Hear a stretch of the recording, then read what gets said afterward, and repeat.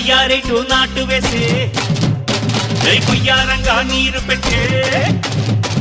అయ్యారేటు నాటు వేసి వయ్యారంగా నీరు పెట్టి కలుపు తీసి ఎరువు వేసి ముచ్చటగా మంచు కట్టి బొంగరంలా చుట్టి చుట్టి పగలంతా పాటుపడి పంటనంతా తెచ్చుకుందాం ఎంకమ్మా ఓ ఎంకమ్మా ఎంకమ్మా